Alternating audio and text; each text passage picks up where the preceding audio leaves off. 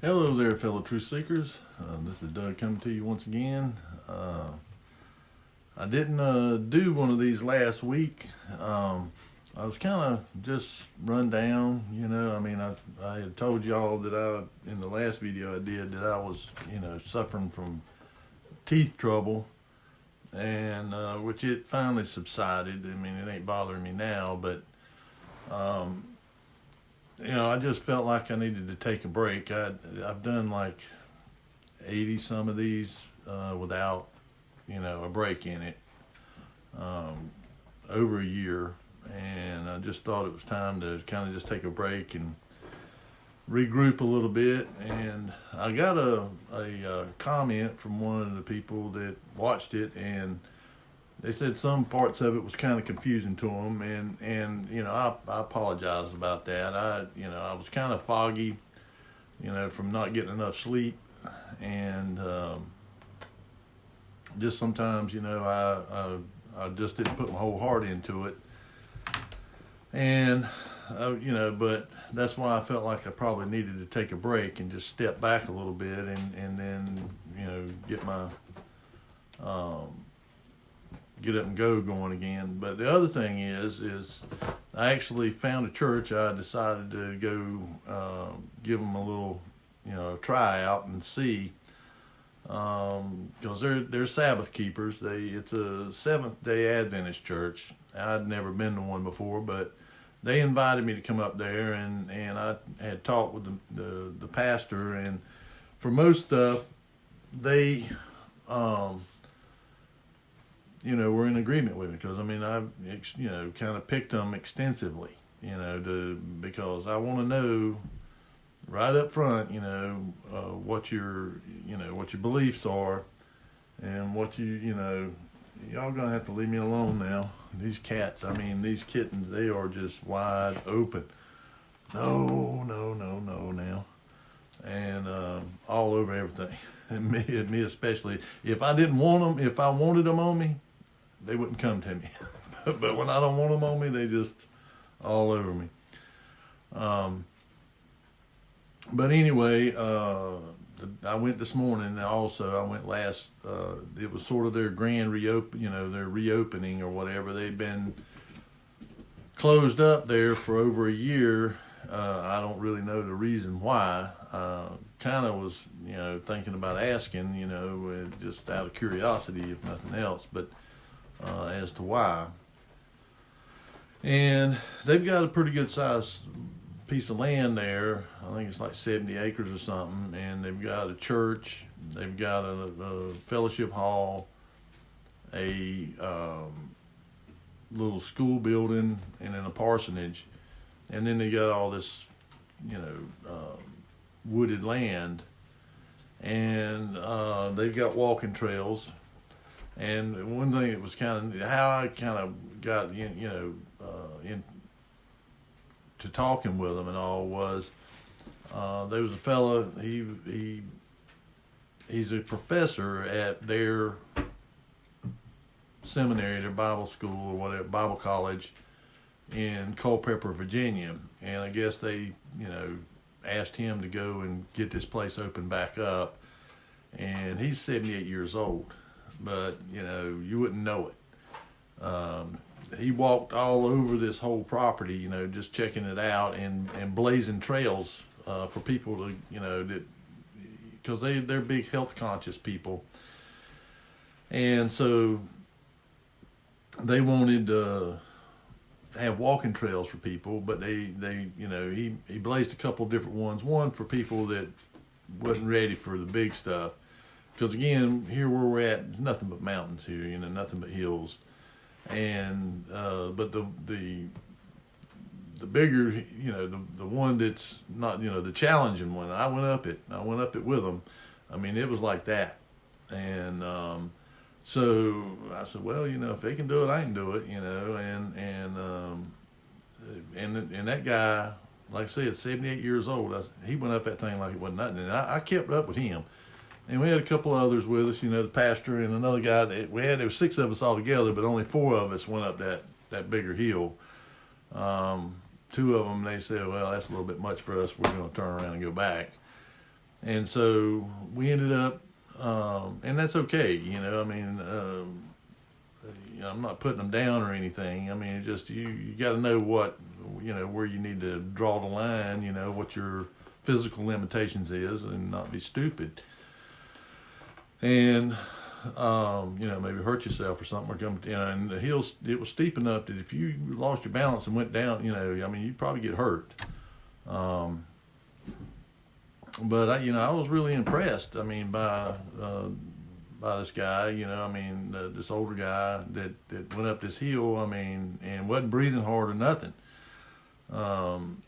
So I kind of had a lot of admiration for him, and so that was one of the reasons why I went up there, because he had come down to our. We've got a resale place there down below where their church is, and he had come in there looking for a jacket, and so I had sold him a jacket. And when they were remodeling the place, and so they had some stuff that they just wanted to get rid of, and so he come down and asked me if I wanted it, and I said, well, I'll make room for it if I can find it, some doors and stuff like that. So I did, and then he came down there, a couple of weeks after that, with the pastor, or the elder. They don't call them pastors, they call them elders, that is going to be, ministering in this church. And introduced me to him, and they had more stuff they wanted to get rid of, and I told them, well, I'll take it, because they didn't really have anywhere else to take it, and it was stuff that that people could use. I mean, it was a desk and cabinet and stuff like that.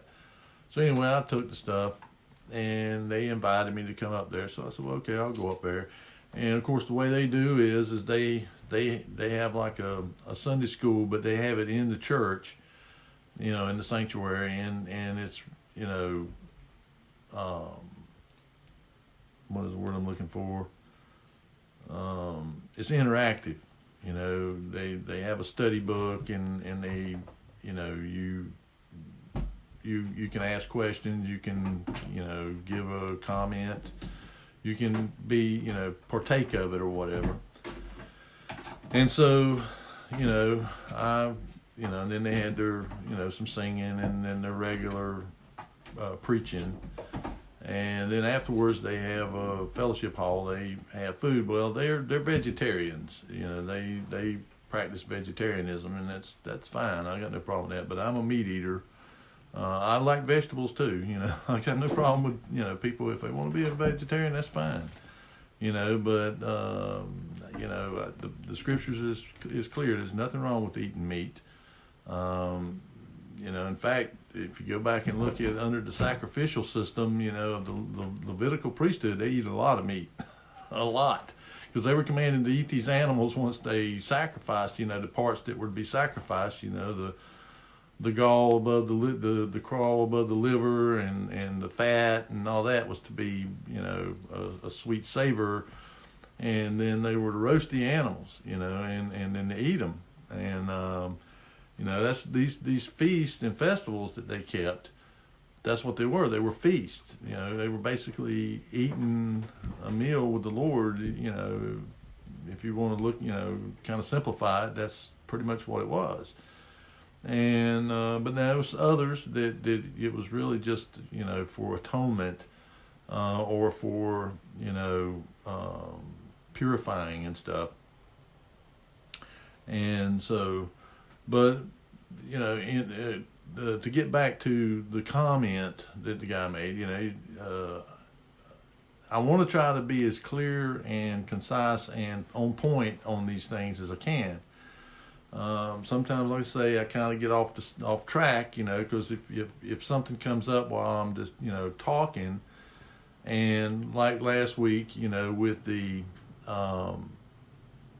about the repopulating or replenishing the earth. I mean, that's kind of an interesting subject, and and I was right there, so I kind of just throwed that in, even though it wasn't really related to what I was talking about. But the other thing is the names.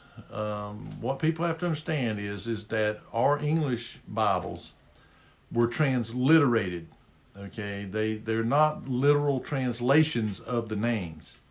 They just transliterated, which means basically, I'm going to put a name here that sounds sort of like the Hebrew, the way they said it.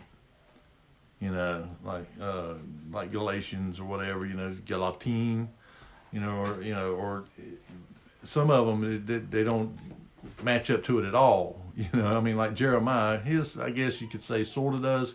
Yirmiyahu, Jeremiah, you know, sort of. And of course, they didn't have any J's. There's no J's in the Hebrew language, and in fact, even in the English, there was no J's until I think it was the 1600s. Before that, they used an I, like Jesus. Originally, they used the Greek word Isus, and so. But the Greek was an actual translation. It was not a transliteration of the name. And so, and of course, there's debate as to how his Hebrew name was. Some people say it was Yeshu, some Yeshua. Like Yeshu was sort of a shortened version of Yeshua. Sort of like, you would say William, or Will, or in some cases Bill. A shortening of the name. And it's also, there's people that say that it is Yahushua, which is, translated into the Hebrew is Yah's salvation.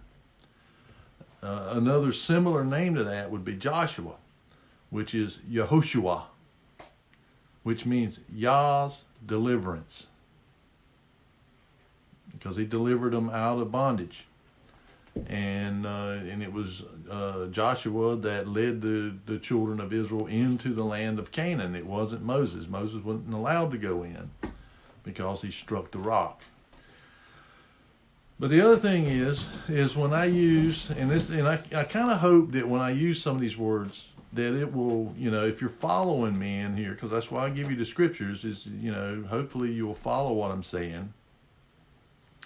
And you'll see the word that I may say Elohim in place of saying God. Well, I mean, if I say Elohim and in your Bible it's God, well, maybe you ought to take and research it a little bit.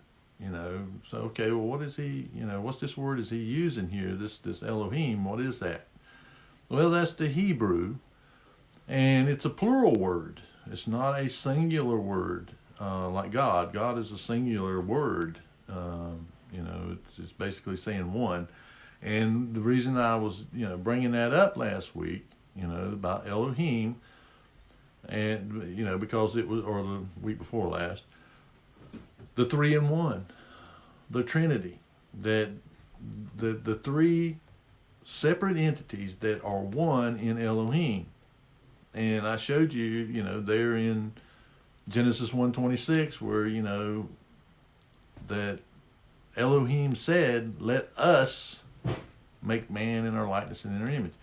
Okay, so, if you're using either transliterated names or you're using a word, a lot of times, whenever you're translating from one language to another, you just have to take a word, the nearest word that they have to describe sort of what you're trying to tell them in this other language, in the Hebrew.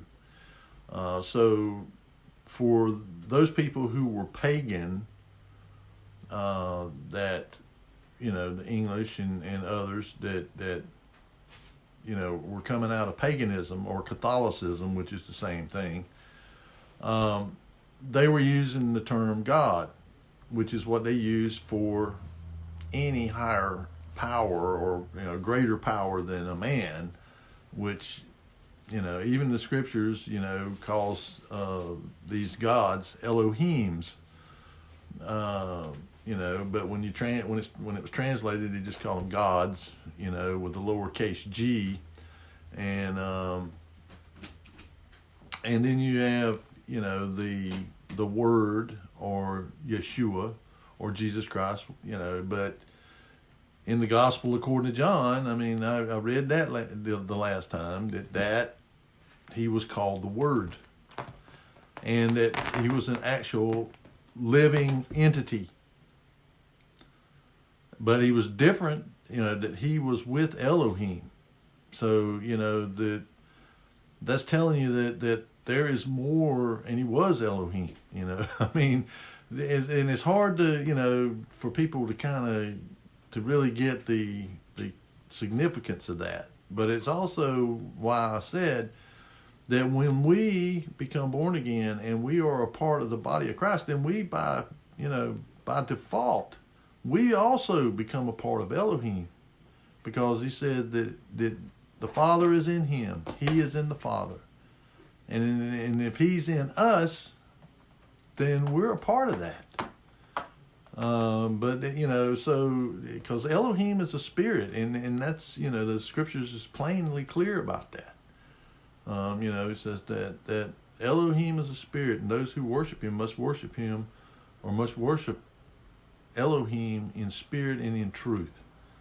And so it's a spirit, and we are a part of that spirit if we are a part of Christ.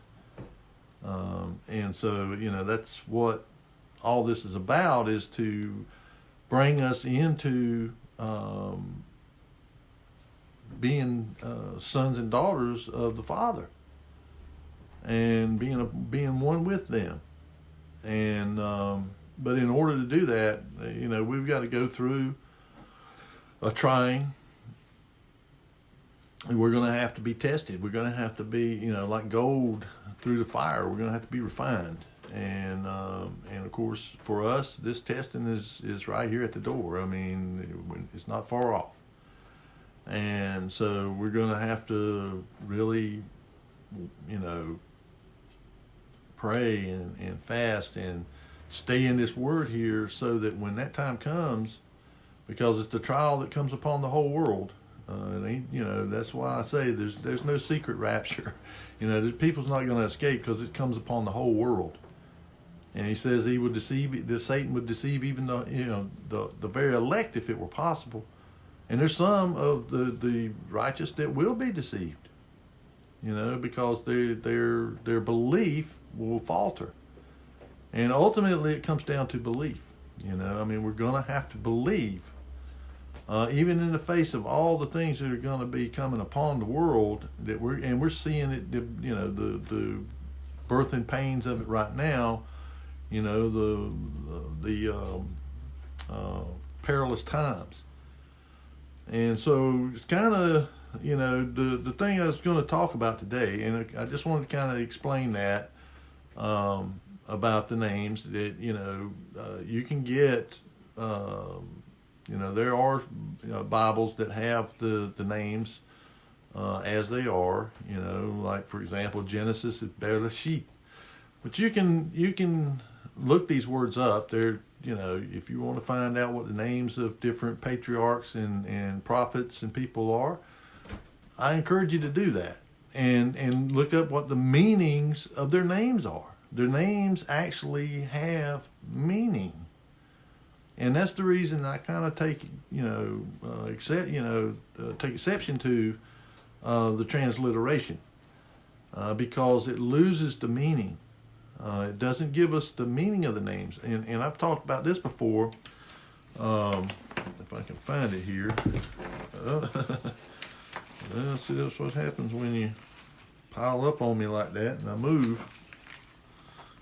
Cats. I love them to death, but man, they are something else. I've got I don't know what I did with it. Maybe in here. I think it might be.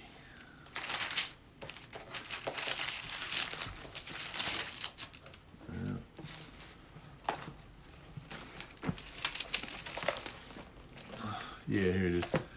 And and this is where I get a lot of it. Where I learn, this is strongest concordance. It's an exhaustive concordance. And it's a real good help. One of the things I, wanted to talk about too is these references and stuff, reference books and stuff that I talk about, like First Enoch, the first book of Enoch, the book of Jubilees, the book of Jasher, and the apocryphal books. I mean, I don't think all the apocryphal books are all, they're not canon. Now, I think that the book of Enoch originally was. I believe it was. And I believe that the book of Jasher was written contemporaneously with the scriptures. And the reason I believe that is because of Joshua. Here in Joshua 10, it says, "And the sun stood still, and the moon stayed until the people had avenged themselves upon their enemies. Is not this written in the book of Jasher?" So they're mentioning it.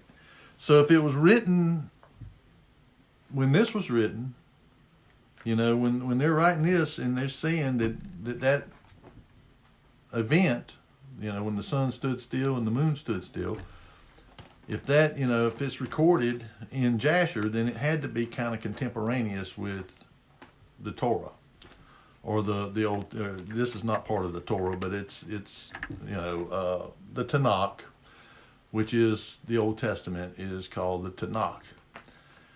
And then you have the Torah, which is the first 5 books. Then you have the prophets. Then you have the Romanic, not the Romanic books, but the, what is the word I'm looking for here?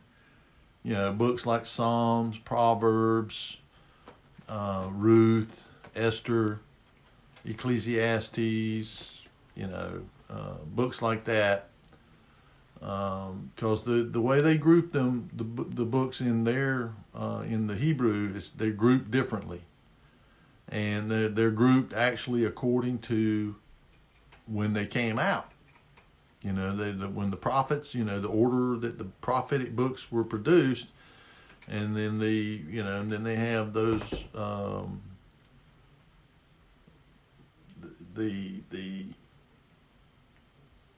the books, like I said, like Psalms and Proverbs and stuff like that are not necessarily prophetic books. Of course, Psalms has a lot of prophetic stuff in it.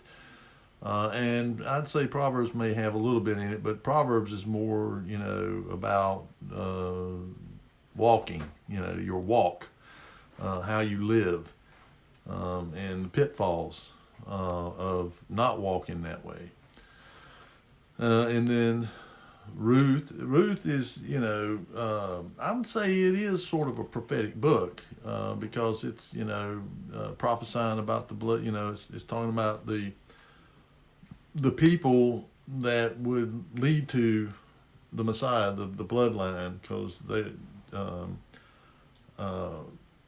Jesse, came from, I think they had a son, I can't remember what his name, Obed, and then Obed had Jesse, and Jesse had David, and David, of course, but that came through Ruth, and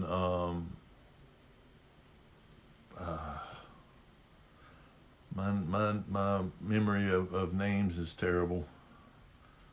But anyway, you understand how they organize these books, because, for example, Hosea and Isaiah were more contemporaneous than, and Jeremiah and Ezekiel and Daniel, they were more contemporaneous. Hosea and Isaiah, they were, 100 years or more, 150 years before Jeremiah and Ezekiel and Daniel. So, but the way they're organized, you wouldn't see that. I'm not sure exactly why they organized it this way. It may be that that's just the way that it had been compiled coming down. And I think whenever you look at like the Septuagint translation, that it's organized more like the way that the Tanakh was. And these people, for example, the Hallelujah Scriptures, I don't agree with all of their translations, but if that's one you can look at if you want to look at a restored name Bible. That's a restored name Bible that is good to learn the names, and also they have them organized according to the way they were originally organized, the order in which they were written and how they were compiled in the Tanakh. Now the Textus Receptus, the New Testament, the received text, that order there, and they have that in a little bit of a different order, but I think it's for the most part. I think maybe some of the epistles are arranged differently, but for the most part, Matthew, Mark, Luke, and John, they're the first, the Gospels, they're the first books in the restored name Bible, the Hallelujah Scriptures, but they use the Hebrew names, but they'll have the Hebrew name on one page and the English on the other, like Matthew, Matit Yahu, and Mark, Marcos, and Luke, Lukos, because they were Greeks. They were Manuensis, I've talked about that. They were not Hebrews, but they were believers, but they just were educated and knew how to write. And so they were able to write in the Greek, and because Matthew was educated, he was an educated man, because that's the only manuscript that they ever came up on that actually in the New Testament that was written in Hebrew. And because Matthew was a tax collector, he was a publican, and so you had to have an education to do that. And so he was able to pen his own, his own version of the Gospels, and none of them contradict each other. They all are in agreement. But now the first three, Matthew, Mark, and Luke, those they're all telling basically the same story. When you get to the Gospel of John, that is about the Messiah's deity. It's really a lot about his being God, or being Elohim, being a part of it. And so it deals more with that. Matthew deals with, the Messiah's lineage, his Hebrew, being a Hebrew. And, then Mark, it has its take on it. And then Luke has its take, and actually they give two different bloodlines. That is involved here. The bloodline that comes from David, but then there's and there's another one that comes from David, but they come through two different paths. But they, because Mary's is one Davidic bloodline and Joseph's is another.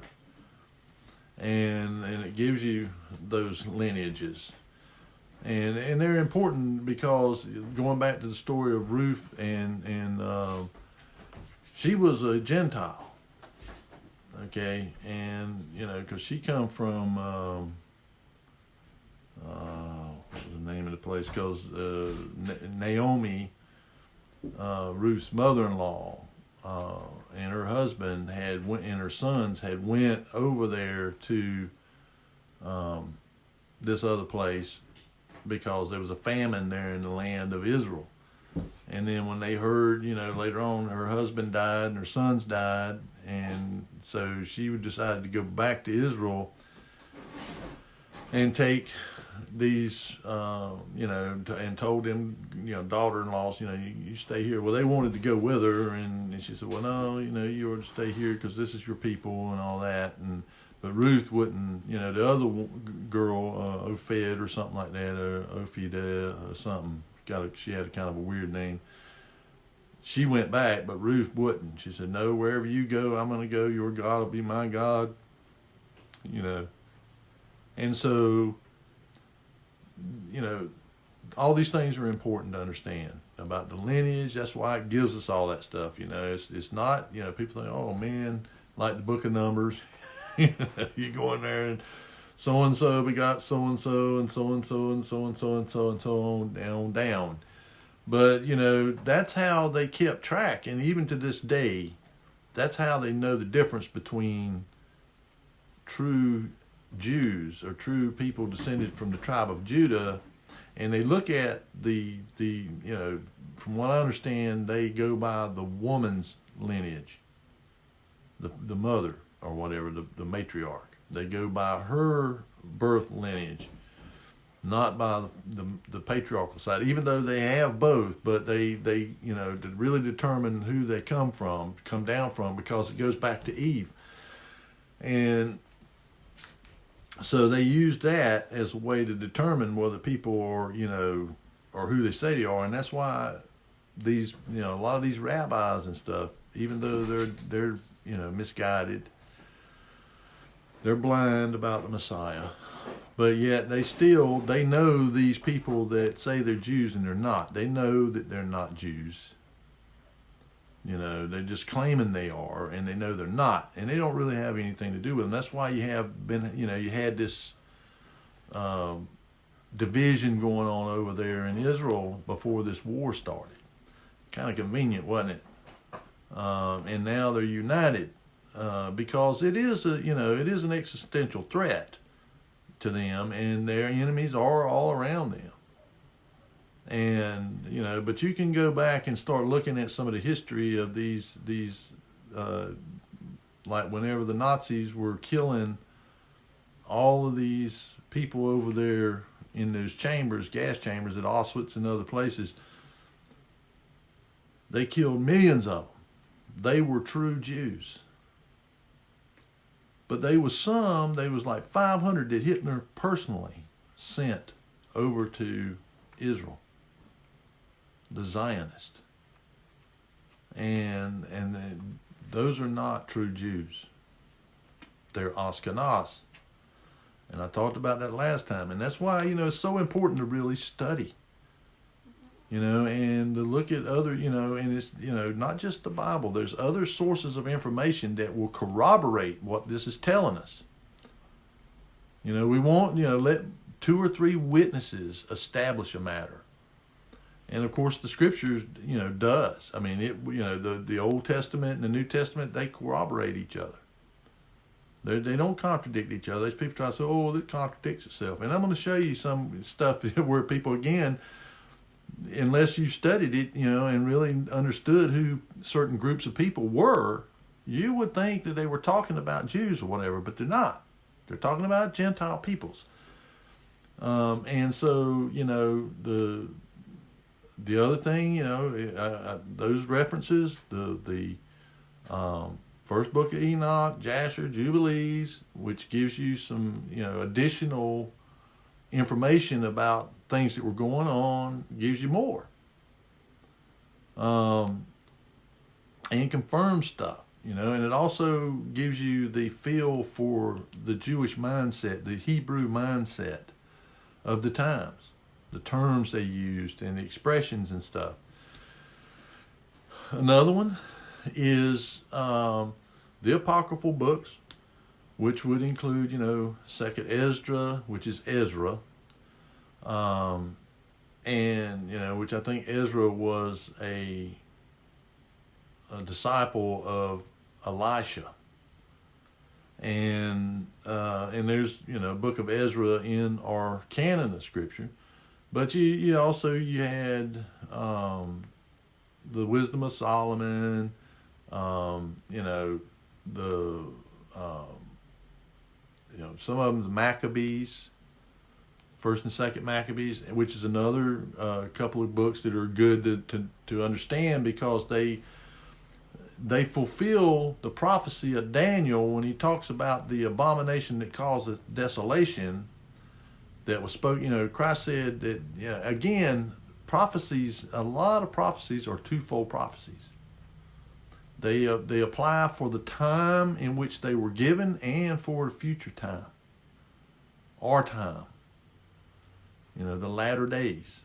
That's why it talks, and you can, you get that, it talks about, it'll say, when you see this abomination that caused desolation, spoken of by the prophet Daniel, well, it had already happened. So how is it that, how's it gonna, if it already happened under Antiochus Epiphanes, basically he gave himself the name Epiphanes, which means I'm like a god. Is what he was saying of himself. He was a Seleucid. He was a part of the Seleucid Empire, which was one of the four branches of the Greek Empire. And, whenever Alexander the Great died, it broke up. His four top generals each took a cut, took a piece of the empire. And the biggest of them all was the Seleucid, which basically encompassed the Middle East, pretty much all of the Middle East. But they went back and forth between them and the Ptolemaic Empire, which was over, headquartered in Egypt, Ptolemy. And so they went back and forth over the Levant, the land of Israel. They were constantly battling over it, and one time one would have control over it, and then another time the other one would have control over it. And that's where Mark Antony and Cleopatra come in, because that was where they were trying to marry off between the two and come to terms with each other. The kind of stuff you see in Europe, when you look back in the Middle Ages and all, these kings marrying, queen from over here, and they all were interrelated anyway. They were all the same bloodline. And of course, and they even, the royalty of Europe to this day, through people like Lawrence Gardner, who was the official genealogist for European royalty. He was given access to all of the private libraries and the Vatican and everywhere else. This guy had carte blanche to go and do the research on the history of these bloodlines, the Mangavians and the Habsburgs, and the whole 9 yards. And they claim that they go all the way back to Nimrod. They were they got Nephilim blood, and I talked about that, about the mixing, in Genesis, even before that in Genesis 3:15, where he puts enmity between the woman and her seed and the serpent and his seed.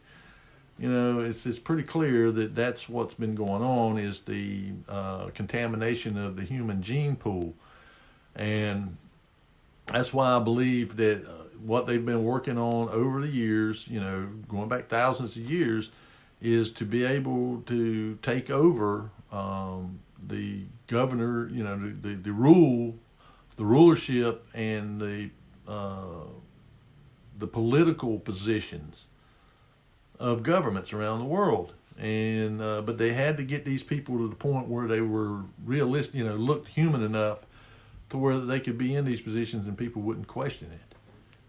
Because if you read the descriptions of these entities, these hybrids, if you would, going back to Genesis 6, a lot of them were hideous, and they were giants, they were huge, and so they have been slowly perfecting their technique at mixing.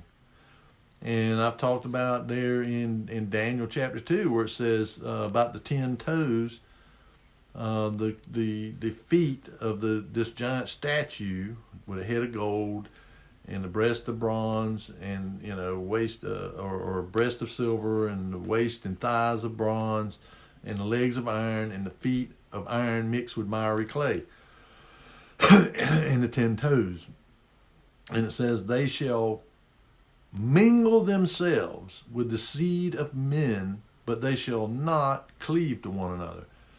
Well, and I've heard other people give different, interpretations of it and stuff, that they it's just talking about countries that won't cleave together, but that's not what it's saying. It's saying they and whoever the they is, shall mingle themselves with the seed of men, but they shall not cleave to one another, which basically to me means that they just won't have any kind of an affection for each other. But so to me, this they is these fallen ones that have, and there is hundreds of thousands of documented cases of alien abduction. And these people saying, these women saying that they were pregnant, and then 2 months later, 3 months later, they're no longer pregnant. And also even claiming that they would come and abduct them again, and they would go back and they would take the fetus out of them and they put it in some kind of an incubator, tank or whatever. And then once they had been delivered or whatever, out of these things or whatever, that they would raise them up, and when they got to be 5-6 years old, sometimes they would go and get these people again, the parents or whatever, and bring them in there and show them these kids and say, what do you think? Do they look human? So they would, and of course, if it was just a few people saying this, I think they were deluded or whatever. But when you have thousands of testimonies of people from all over the world, from different cultures that, some cultures that never even heard of these people before. People down in the Amazon, in a tribe down in the Amazon in Peru. And the only reason anybody ever found out about that is because maybe somehow or another a missionary or scientist or people like that were down there studying them or something like that got wind of it. And then they went to them and interrogated them or whatever to find out, or interviewed them to find out what exactly happened to them. And then when they compare it to what other people in other parts of the world are saying, they're saying the same kind of thing. So it's not like they could have collaborated with one another, to come up with these tales. So to me, what that means is these entities they're intermixing with human beings, and they're raising them up under conditions to where they're going to be in positions of power and stuff. The bureaucrats, especially the bureaucrats, the deep state. What we keep hearing of here in the United States is the deep state. That's what the deep state is. It's these people that are planted there that have their agenda on their, that's their objective, is to fulfill their agenda, which is basically to take over. And we see it happening. These people that and you can look at a lot of these people, they are some strange looking people. They still don't look, of course people could say that about me. I'm a strange looking character, but they are some people. When you look at them, man, they, and I've even seen, depictions of entities and stuff from way back, in ancient times. And some of these people look like those depictions that you see of these ancient entities or whatever, big heads, skinny necks. Really kind of just, big eyes and stuff, like the Moai over there in Easter Island, all them big statues with the big eyes and all that stuff. Which I think those over there, they represented the Watchers. I think that's what they were. It was all these, they got them lined up there on these ahus or whatever they call them. The Moai moved to the, and the legend is that these Moai, these big statues, moved without any kind of machines or anything. They moved them and put them on these ahus, these platforms, and because these were Polynesian people. So they had the, language similar to Hawaiian people. And so they said, well, these things, we didn't build them and we didn't put them there. And they, and all of them are lined up and they're standing like this here, holding their stomach, and they're looking. They got big eyes, and so to me, that symbolizes the Watchers, the ones who came down on Mount Hermon, and, began all this, chicanery, and all the mischief that they started doing there in Genesis 6. And it says that they were on the earth in those days and also after that, so they still, but the thing is that each generation gets a little more human-like. But they don't cleave to us. They don't cleave to us. They don't love us. They don't, they have no love for anything. They just have a purpose, and that's, and their purpose is to see our destruction. Whenever you read in the book of Enoch and in Jasher and all, it talks about how they hate us. They hate the fact that they are just, they're part human. And the wandering spirits, the wandering spirits of the Nephilim, they wander the earth, and some of them, not all of them, but people have been summoning that kind of stuff out. They've been summoning these things. That's why since the Babylon workings of Jack Parsons and L. Ron Hubbard, and of course this is something that's, he was a Thelema, the OTO.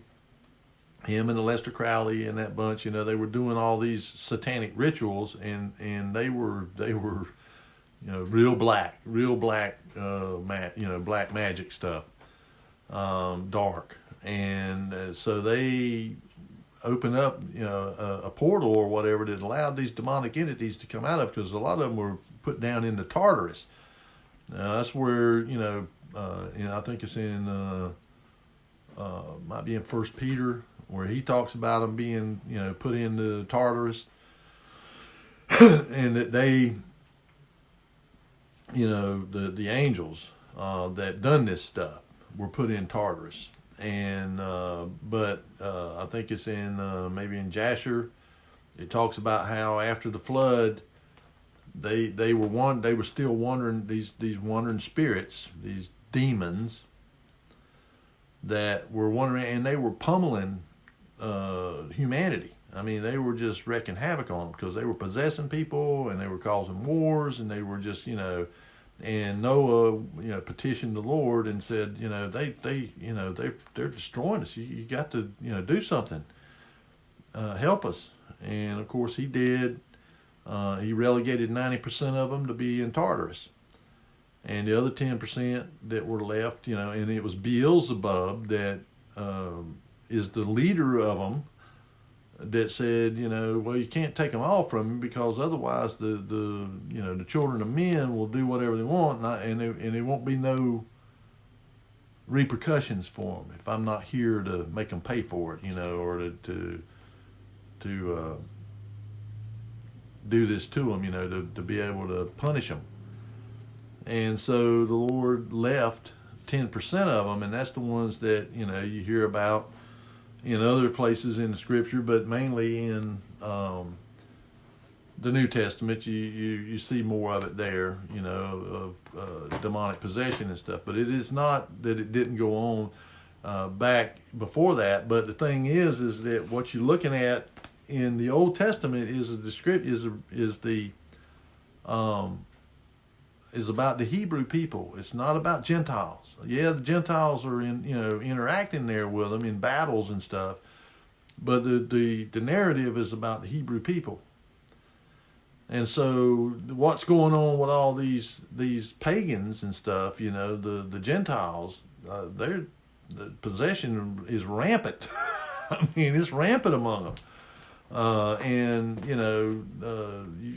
These priests and shaman and all these, that's what these people are doing. They're possessed, and they're trying to get other people possessed. And it's happening now. With these shamans and the DMT and ayahuasca and other mind altering drugs and stuff, is that they're giving these people experiences, and what they're opening them up for is they're opening them up to possession. Same thing like I've talked about with the Ouija board and stuff. And I first-hand experience with the Ouija board. And I'd always been taught, my mother told me don't ever mess with them things, but I got, was doing drugs and drinking and all that stuff, and some people talked me into it.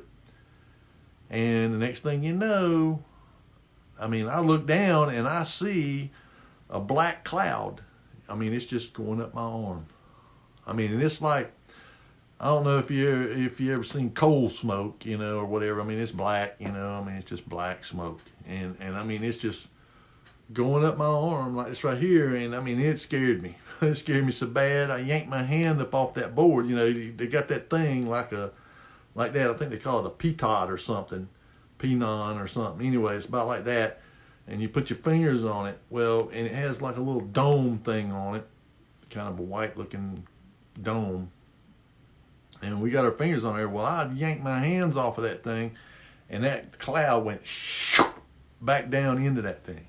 And I looked down at it like that right there, and I could see 4 faces. But they were like ghost-like faces, and they were just doing like that, you know, and there was one of them for each one of us. They were going to possess us. And it got me, and I guess this one was the leader of them because he come at me first. I was the first one this thing, and the other people, they hadn't come to them yet. But you know, I just kind of like saw it out of like the corner of my eye. I just saw this black cloud creeping up my arm, you know, and I yanked my hand off of there. And I mean, you know, you can think it's crazy or not, but I can tell you this: I was drinking. I was pretty high. And I was also doing drugs. And I was as if I had never touched anything. I mean, it sobered me up. I mean, it was like I'd never touched a drop of drink or done any drugs. I mean, I just jumped up from there, kicked the door open, and I told them, you know, y'all can do whatever you want to, but don't you ever ask me to put my hands on that thing again. And if you got any sense, you'll destroy it. And I've heard that them things are not easy to destroy. And that some of them even explode, you know, will explode when you try to burn them or whatever. I don't know. I've never tried it, but I told them, you know, to leave that stuff alone. And it kind of comes to what I wanted to talk about today, you know, was, you know, since we're coming into the time of pagan holidays, you know, and this church that I went to here, and I'm gonna have to call them out on it. And I did talk to one of the people there today. They have a fellowship afterwards where they have food and stuff. And I was talking to a lady there, and I told her, you know, it's pagan, and you know, they try to justify it, you know, which, you know, Scripture, and there's nowhere in Scriptures that says to do this. As a matter of fact, there's nowhere in Scripture that says to celebrate the birth of anyone, let alone our Messiah. In fact, when it comes to births, it says weep when a child is born, and rejoice when a saint goes out. When a person that's a saint dies. And you know, y'all are really, you know, these cats, man. Look here. But anyway, you know, again, I want to try to get this across to people that we are not to worship our Creator the way that these people do, the way that these pagans do, the way that these, you know, the Father made it clear to the children of Israel. And I'm just gonna, you know, I'm gonna start here at Leviticus chapter 23. And I've talked about this before. This is the days that He has commanded us to keep. Now, of course, when He gave these, it was to the Hebrew people, but it really applies to us as well. Even though some of the stuff, like the Passover, we wasn't delivered out of bondage in Egypt, you know, and spared from the Passover when the death angel passed over them. But it's a commemoration, and it was also, you know, a lot of these were feasts. You know, what's a feast? That's a celebration. You know, it's a celebration and these are what we call, in the Hebrew, they're called the Moedim, the appointed times. They were appointed times that the people, you know, there was like 3 or 4 of them where they actually had to go down to Jerusalem to take part in it. And in other times they could be wherever they lived at, but they just were, you know, like the booths, you know, when it's a coat, when they make these little booths and stuff, and they eat bitter herbs and all. I think it's, you know, during the time of unleavened bread, but I'm going to read these. It's chapter 23 of Leviticus, and it's a pretty long book or chapter, but I think that the whole chapter doesn't deal with just the holy days, but I'm going to begin at verse 1 here. It says, "And the Lord spake unto Moses, saying, Speak unto the children of Israel, and say unto them concerning the feast of the Lord, which ye shall proclaim to be holy convocations. Even these are my feasts. 6 days shall work be done, but the 7th day is the Sabbath of rest and holy convocation. Ye shall do no work therein. It is the Sabbath of the Lord in all your dwellings." Okay, now this is the 7th day Sabbath, the day. All right, and it says, "These are the feasts of the Lord, ye even holy convocations, which ye shall proclaim in their seasons. In the 14th day of the first month, at even is the Lord's Passover," which is the month of March. See, because what they went by to determine when the beginning of the year was the when you had a month. When you had a month that there was 2 full moons in that month, one at the beginning of the month and one at the end of the month. The next month was the first month of the year. That's how they determined it. Because they didn't have calendar. Well, I think they did, have a calendar, but originally it was all based off of the phases of the moon. Even with the calendar, they still, because it would change, if you didn't, they had to go by the moon, and because on the 4th day it says that he placed the sun, the moon, and the stars inside of the firmament, and they were to be for signs, for seasons, and for days, and for months, and for years. So it was for timekeeping for us. I mean, our Creator doesn't need timekeeping. I mean, because He's eternal. He's the eternal. So time has no relevance. But for us, it does. And so they used, that, and that month was March. And it's the month of Aviv. Because they're bees. If you see like a word, like here it's spelled A-B-I-B. But it's pronounced Aviv. Their B's are pronounced like a V. And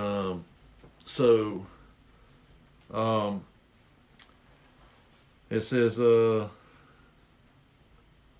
"And on the 15th day of the same month is the feast of unleavened bread."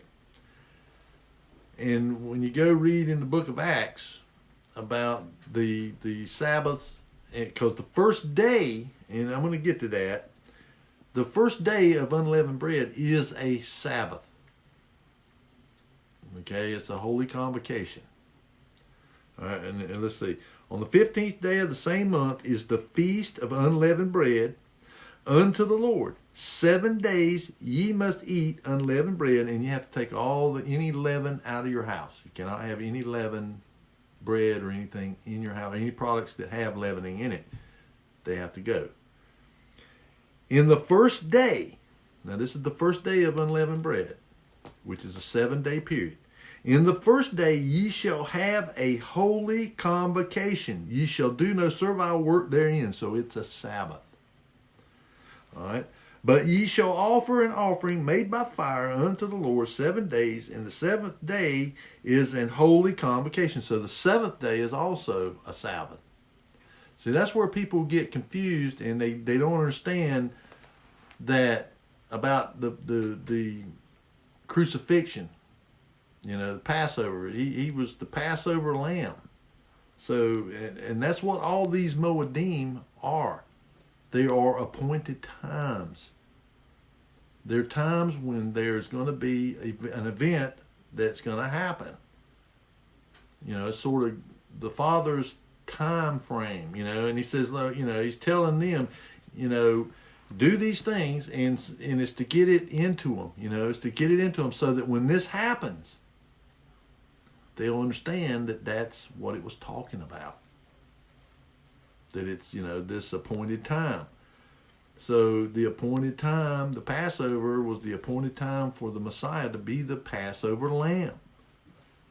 And it's the same thing with the Feast of Trumpets and so they all have an appointed time.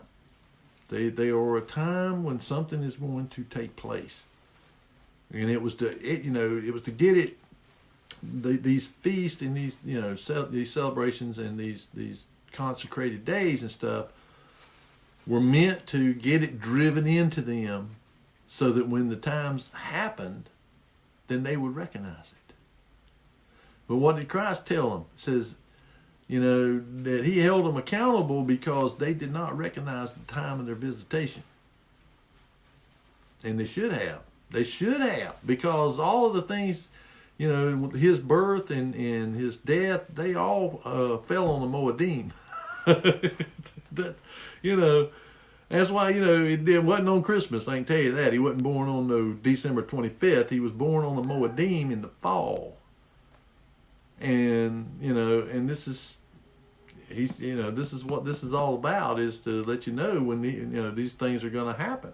When his visitation and his death on the Passover, the Passover lamb, which, and then also when you look at like for the Easter, when you look at their reason, Good Friday and then Sunday. Well, I don't know how you get 3 days and 3 nights. And he said, this generation looks for a sign, but there'll be no sign except for the sign of Jonah. Just as Jonah was 3 days and 3 nights in the belly of the fish, so shall the Son of Man be in the heart of the earth. I mean, I don't know how, 3 days and 3 nights. I don't know how you get 3 days and 3 nights from Friday to Sunday. Their math ain't working. It's some of that new math. But it says, okay, so on the 7th day, you must eat leavened bread, and on the 7th day is a holy convocation. You should do no servile work therein. In other words, no working. And the Lord spake unto Moses, saying, Speak unto the children of Israel, and say unto them, When you come into the land which I give you, and shall reap the harvest thereof, then ye shall bring a sheaf of the first fruits of your harvest, the first fruits of your harvest unto the priest, and he shall wave the sheaf before the Lord to be accepted for you on the morrow after the Sabbath. The priest shall wave it. And ye shall offer that day when you wave the sheaf and a he lamb without blemish of the first year for a burnt offering unto the Lord. And this is the festival of first fruits. All right. And the meat offering thereof shall be 2/10 deals of fine flour mingled with oil, an offering made by fire unto the Lord for a sweet savor, and the drink offering thereof shall be of wine, the 4th part of an hin. Now, and when it talks about meat, it's just talking about food. It's not talking about just like meat, like an animal or something. It's just talking about food in general. So, it was a food offering. It was a food offering of wheat. Wheat flour or barley flour or whatever that was real fine, and they made a cake or something out of it, and then they, with oil, and they made a cake, and then they baked it or whatever, and because they had an oven, or where the altar was, it was like you could roast something on it, or you could, it was also like an oven, you could bake stuff on it or whatever. When you go back before this, and it describes how these things are to be made and then how they're to be used, you find out that's, and it had vessels for like stewing in and stuff. And it says, and during this time it says, and ye shall eat neither bread nor parched corn nor green ears until the self same day that ye have brought an offering unto your Elohim or God. It shall be a statute forever throughout all your generations in all your dwellings. And, this was just, and, when it's talking about corn, it ain't corn like they call grain corn. Just grain in general. Whether it was a sheaf of barley or a sheaf of wheat, it was called corn. And, and it's probably because the English, by this time, when they had wrote this, they knew what corn was over here. I mean, it was, because this was written in, this version here was written like in 1674 or something like that, but the original version in 1611, they knew what corn was here. So, they just kind of used that term to describe grain. And you should count unto you from the morrow after the Sabbath, in other words, the first day of the week, from the day that ye brought the sheaf of the wave offering, 7 Sabbaths shall be complete. And so it was like after 49 days or something like that, it says, even unto the morrow after the 7th Sabbath shall ye number 50 days, and ye shall offer a new meat offering unto the Lord. Ye shall bring out of your habitations 2 wave loaves of 2/10 deals, which is some kind of measure that they used. They shall be of fine flour, they shall be baken with leaven. They are the first fruits unto the Lord. So this is the festival of the first fruits. And ye shall offer with them, with the bread, 7 lambs without blemish of the first year, and 1 young bullock, and 2 rams. They shall be for a burnt offering unto the Lord, with their meat offering and their drink offerings, even an offering made by fire of sweet savor unto the Lord. And of course, Lord here is capital Lord, all capital letters, is the Hebrew tetragrammaton. YHWH, or in the Hebrew, Yod-Heh-Wah-Heh. That is Yahuwah, is his name, because the Hebrew doesn't use vowel. They don't have vowels in their alphabet.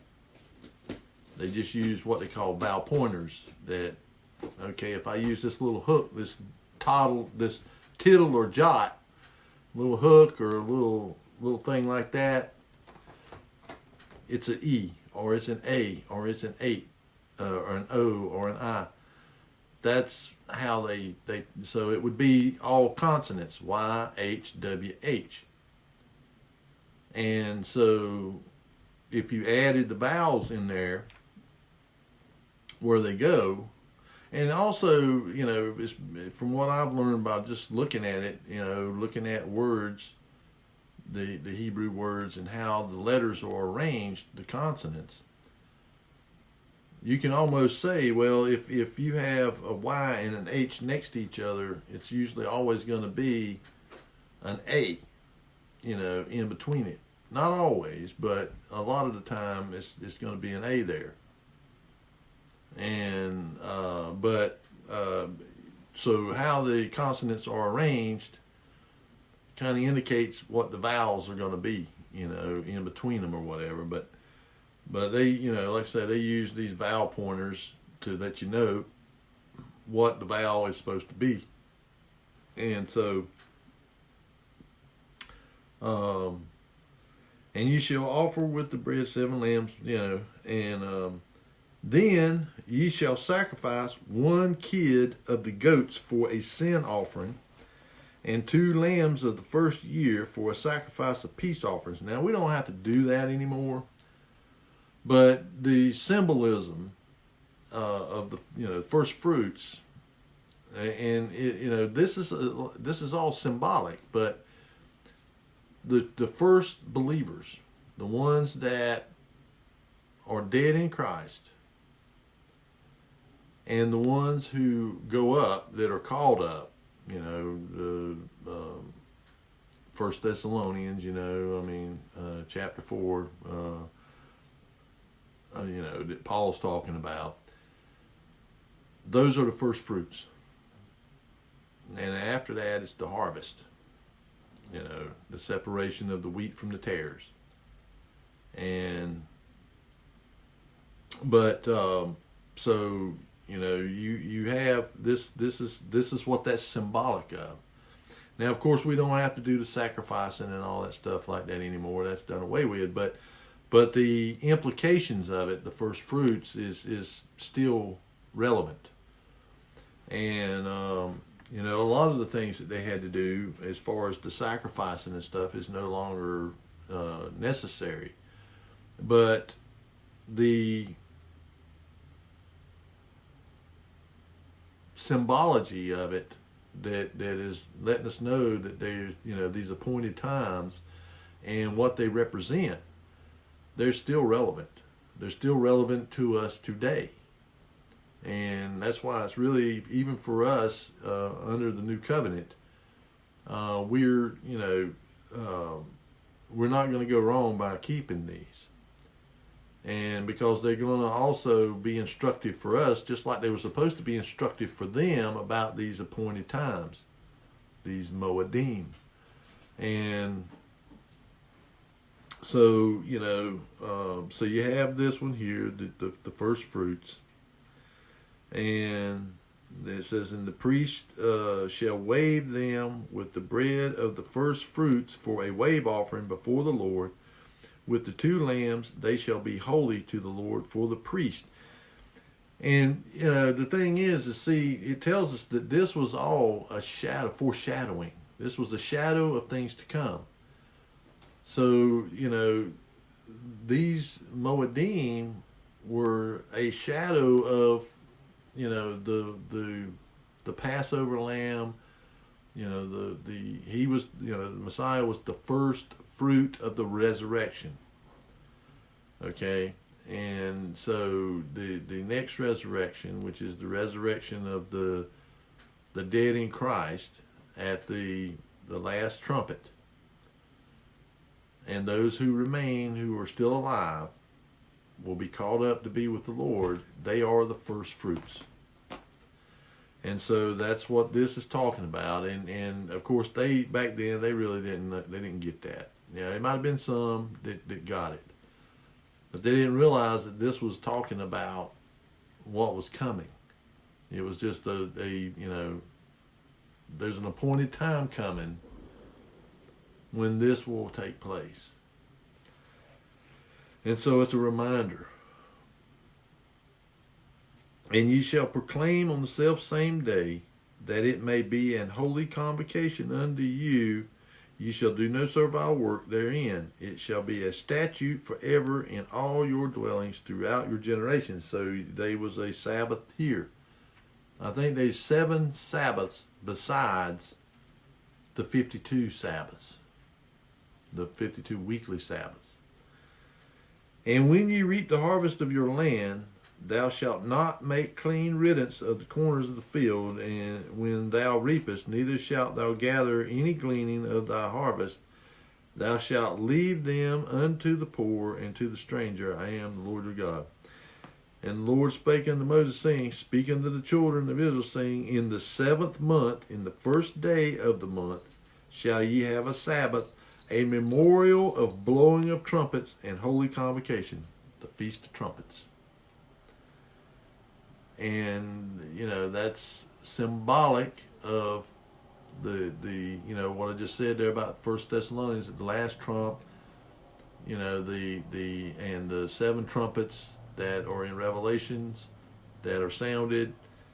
This is also speaking to that. And it's a holy convocation. So on that day, it's a Sabbath. All right, ye shall do no servile work therein, but ye shall offer an offering made by fire unto the Lord.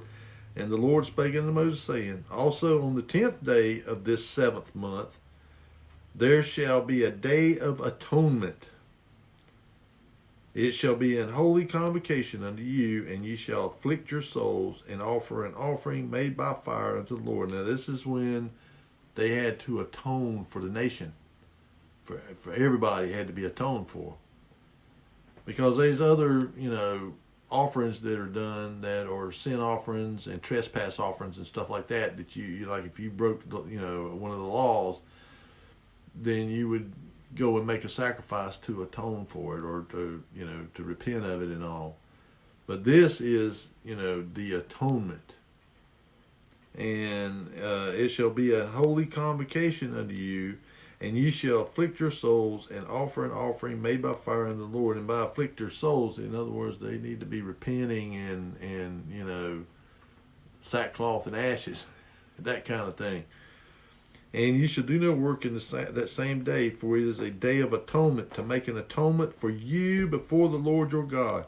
For whatsoever soul it be that shall not be afflicted in that same day, he shall be cut off from among his people. In other words, he'll be cast out. And whatsoever soul it be that doeth any work in that same day, that soul will I destroy from among the people. And the reason he did that was because if he didn't, it would spread. There'd be other people that would do it and think they could get by with it. Because it was a very serious matter. The Day of Atonement was. It was a very, very serious thing. You shall do no manner of work. It shall be a statute forever throughout your generations in all your dwellings. It shall be unto you a Sabbath of rest, and ye shall afflict your souls in the 9th day of the month at even, from even unto evening. In other words, from the going down of the sun until the going down of the sun. And shall ye celebrate your Sabbath. So this is the Sabbath of the atonement. And the Lord spake unto Moses, saying, Speak unto the children of Israel, saying, The 15th day of the 7th month shall be the feast of tabernacles, for 7 days unto the Lord. On the first day shall be a holy convocation. You shall do no servile work. Here's another Sabbath.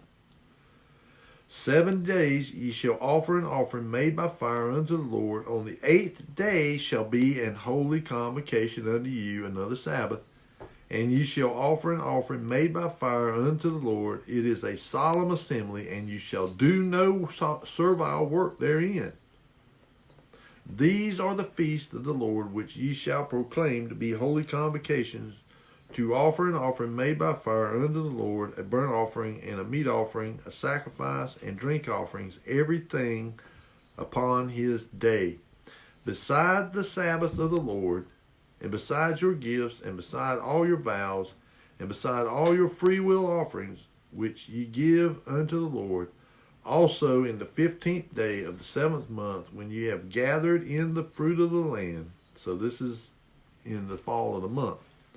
Which there was 2 different harvests. There was a spring harvest and there was a fall harvest. But this one here, I think, is the fall harvest.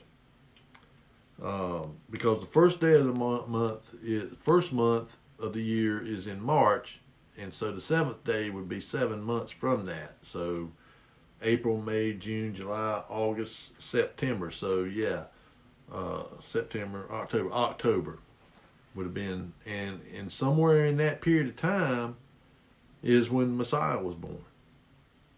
He wasn't born on December 25th. And this is pretty well established now. People are doing these rituals, these Christmas rituals, because we like it. It's fun. We like giving, even though there's no command to do it anywhere. And there's no justification for it. But they try to justify it. And you can show people all the evidence in the world about it being paganism. Its origins are pagan. All of these traditions with the holly and with mistletoe and with Christmas trees and all this other stuff, that's all pagan. That is all pagan. In fact, the Christmas tree was the symbol of the goddess Ishtar or Diana or whatever you want to call her, the BBM. You know, you go on and on. I mean, she's the same. It's the same entity with just different names because of different languages. But it's, you know, her symbol is a tree, a fir tree. And her priesthood were transgender. They were men that went around in women's clothes. They castrated themselves, and they would throw them on this tree. Put two and two together, you know. I mean, where these round ornaments come from on the Christmas tree, and the red and the green. I mean, so, you know, and it's nothing like this here.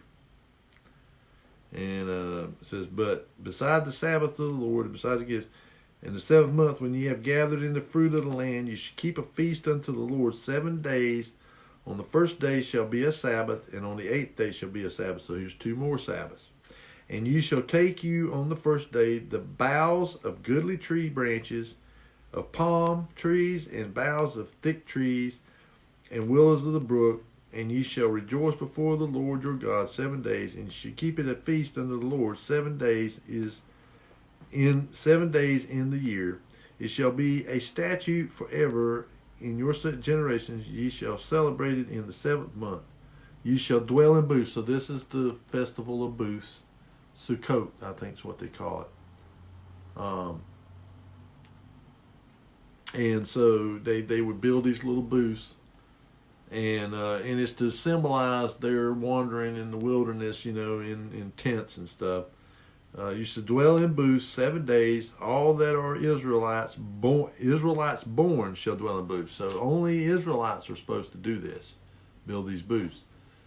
You know, nobody else. Anybody else could partake in these other feasts. You could have been a Gentile and partake, you know, and converted to Judaism or to being a Hebrew. But, you know, in this one here, it was just for the Israelites because they were delivered out of bondage in Egypt. It says that your generations may know that I made the children of Israel to dwell in booths when I brought them out of the land of Egypt. I am Yahweh your Elohim. And the Tetragrammaton, like I just mentioned a while ago, YHWH, that they put there for Lord, is Yahuwah. Yahuwah, your Elohim, God. And Moses declared unto the children of Israel the feast of the Lord. So there's all the feast. And of course, these you could celebrate this, celebrate the Feast of Booths or Sukkot, but you just couldn't, you know, you're not supposed to build the booths and live in them for 7 days. That's Hebrew people or Jews or whatever. They do it. They still do it to this day. And they'll build them like in their backyard or whatever and stay in there. And that's why it's telling, you know, and it's not, you know, when you see the boughs and stuff, you know, the palm leaves and all that stuff, it ain't celebrating some kind of pagan holiday. It's, you know, to construct these booths. That's what they construct them out of, is the palm leaves and the boughs, you know, from the willow trees and stuff. And the boughs of thick trees, you know, like hemlock or something like that, or even a fir tree, or, you know, cedars, something like that. But they're not erecting a tree, they're just taking the boughs off of it and they're making their booth. And so, you know, there you have it. You know, you got all of the Sabbaths that are to be kept along, you know, and at the beginning there it talks about the 52 weekly Sabbaths, and then it talks about all the Sabbaths that are associated with each feast. And so that's what he, you know, if we're going to celebrate holy days, then these are the ones that we should celebrate. And I can show you here, I've brought this to people's attention before about in Jeremiah chapter 10,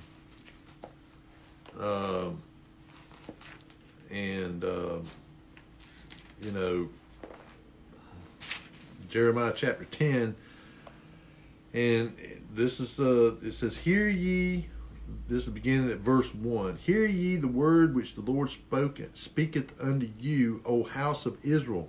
Thus saith the Lord, learn not the way of the heathen, and be not dismayed at the signs of heaven, for the heathen are dismayed by them. for the customs of the people are vain.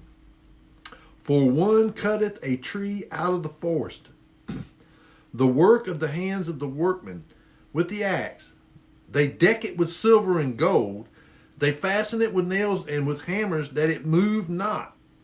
They are upright as the palm tree, but speak not. They must needs be born, because they cannot go.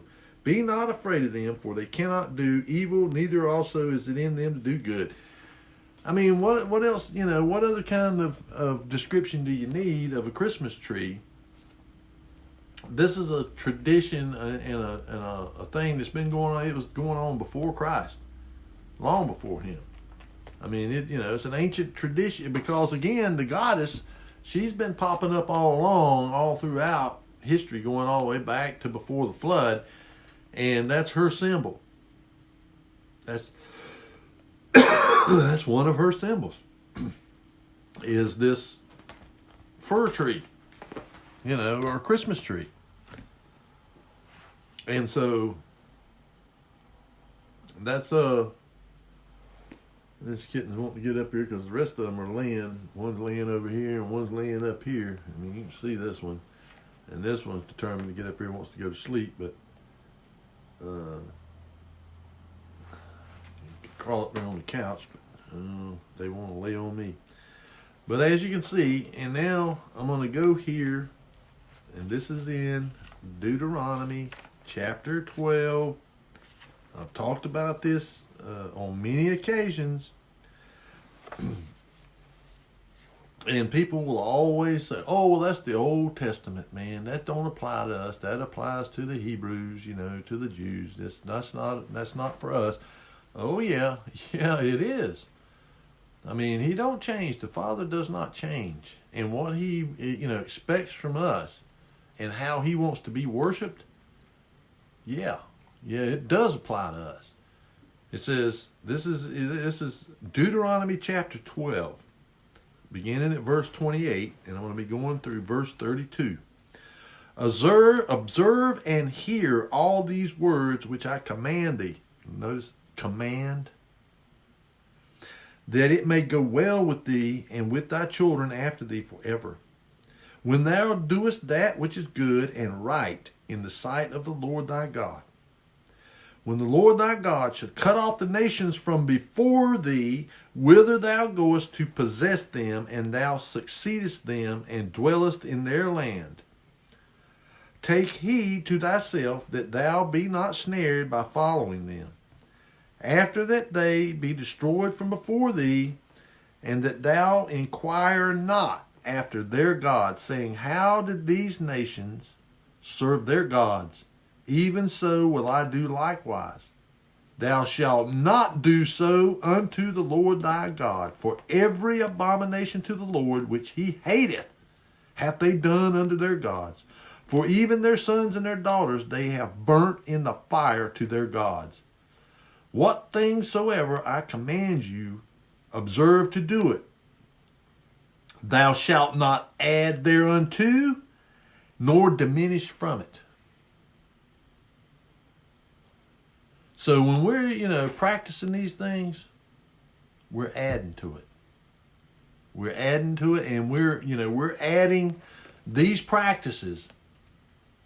The very practices, the reason he destroyed these people and drove them out of that land was because they were practicing this stuff.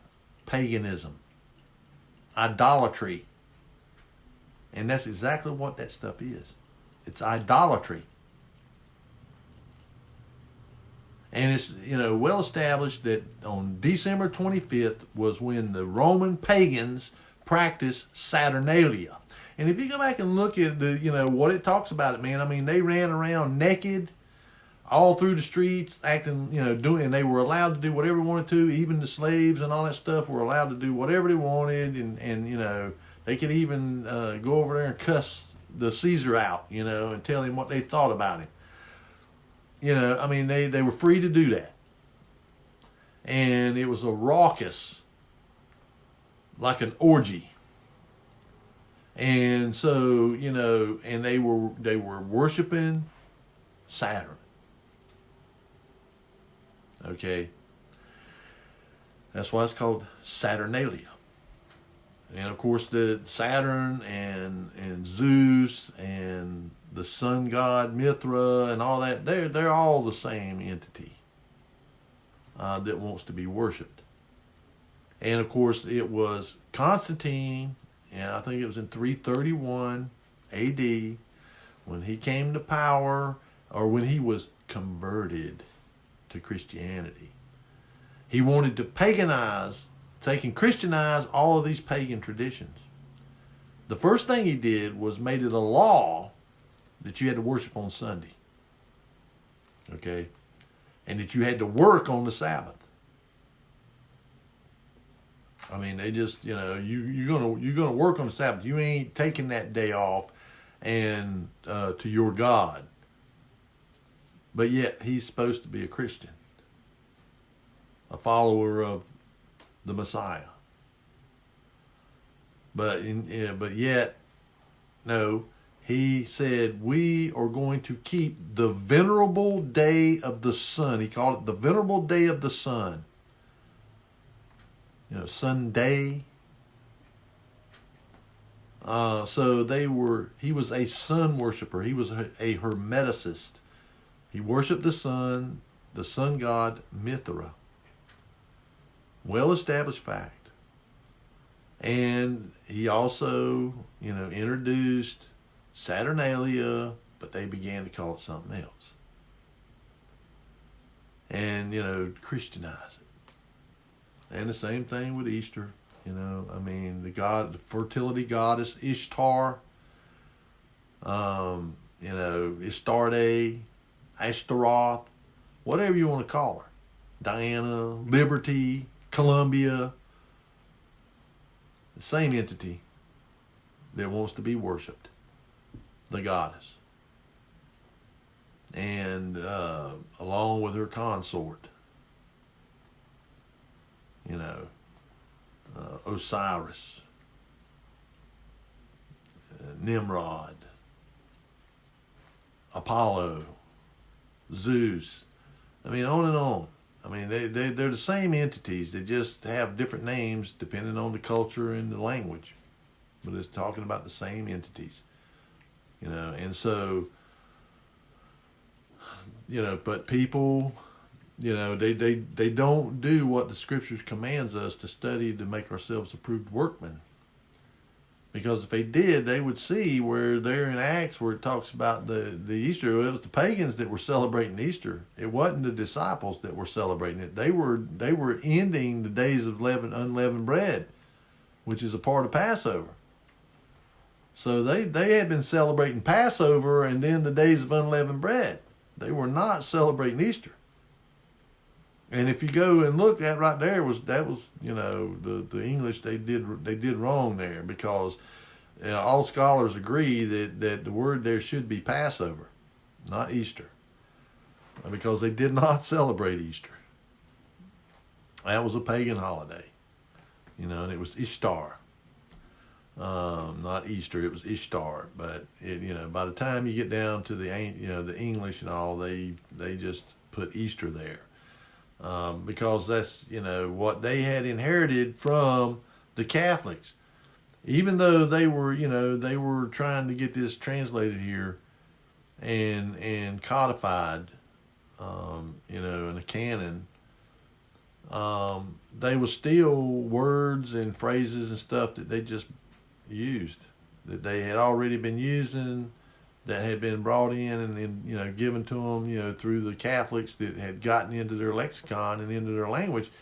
And so they just used that word, rather than to I don't know why they wouldn't have used the word Passover, but and of course, God may allow Satan to slide stuff in like that into the scriptures to test you. Because he has preserved his word and it's there, but we have to do, that's why he commands us to study. Because it's one of the things I've said is that he's not going to just throw it on your lap. If you want eternal life, it's something that you have to work at. And you have to see, prove that you sincerely want it. Because, everybody wants eternal life, but that don't mean everybody wants to do what's necessary to inherit it.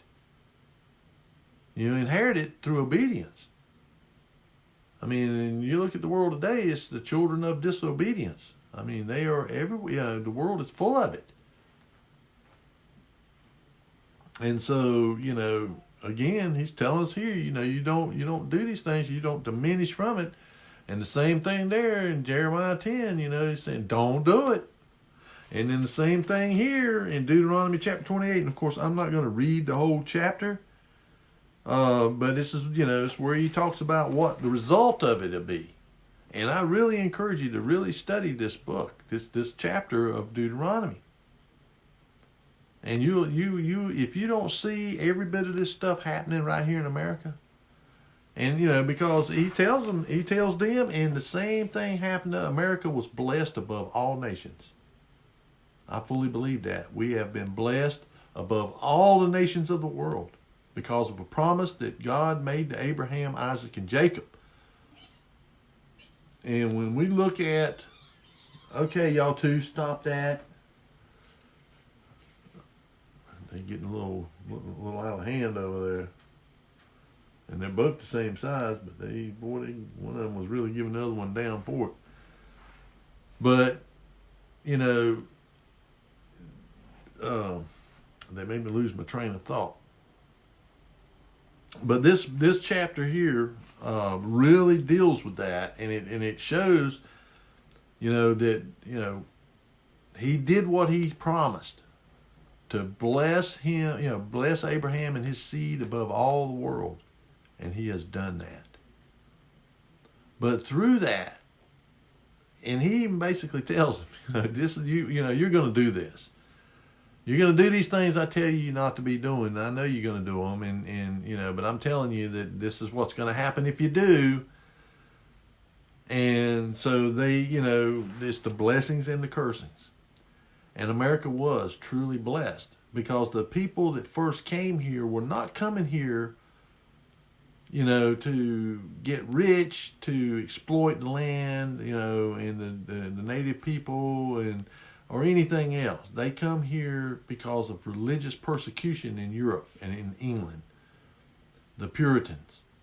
Okay, that was their purpose for coming here. Even though, being exiled, and that's exactly what they were. They were exiled away from England, and they chose that over bowing the knee to the common book of prayer over there in England. And, and they were Sabbath keepers. And they kept these feasts. And they kept the commandments. They practiced these things. You can go back and read a lot of the writings of the Puritans. Of course, there was some people that got in there that they done some bad things that led to like the Salem witch hunts and all that kind of stuff. But that was later on. I'm talking about early on when they first came here. They came here, and they and because of that, and because of the promise that the Father made to Abraham, Isaac, and Jacob, and that Jacob passed that blessing on to Joseph and on to his two sons, then it was passed on. And so the blessing that we have gotten is not because of our righteousness, because America has never been like a Christian nation, not like people make it out to be. The blessings that we have gotten were because of the promise that he made to Abraham, and about blessing his seed and making their numbers like the numbers of the stars and the sand of the sea for number, that they couldn't be numbered. And I can tell you right now, the little country of Israel, even at its peak of prosperity and all under Solomon, it never reached to what was prophesied there. I think it's in Genesis chapter 46 through 48. Those 3 chapters in there is when Jacob's blessing his children. And other places where blessings, was the blessing of Rebecca by her family, and about her being the mother of this multitude of people, and to be the mother of nations, and they were, and they are. But that's why we have been blessed. Because if you look at our history beginning, with the founding of the United States as a nation, it's been bloody. Nothing but war. Nothing but continuous war. And that's because the people that founded it as the United States, they were rebellious.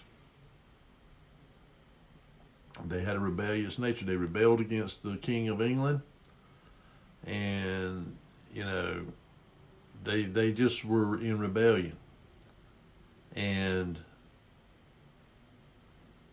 so because of it, we were born in the United States was born in rebellion, and we'll probably go out in rebellion.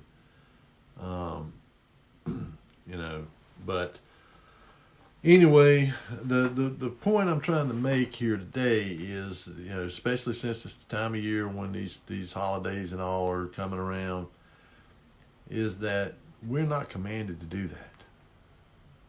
We're commanded not to do that stuff. He tells us, you do not worship me the way the heathens worship their gods. You worship me the way I instruct you to worship me. And that's what I'm saying about here in chapter 28.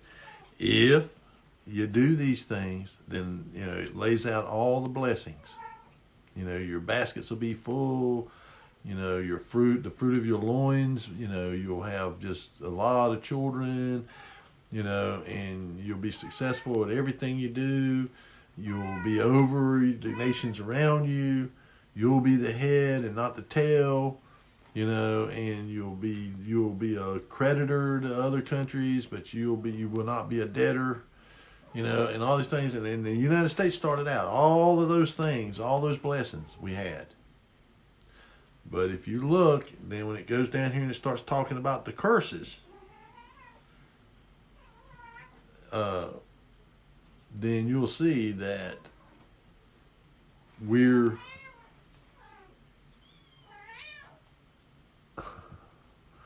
mama cat over there just going at it with that baby. But it talks, and everything that it says will happen is happening.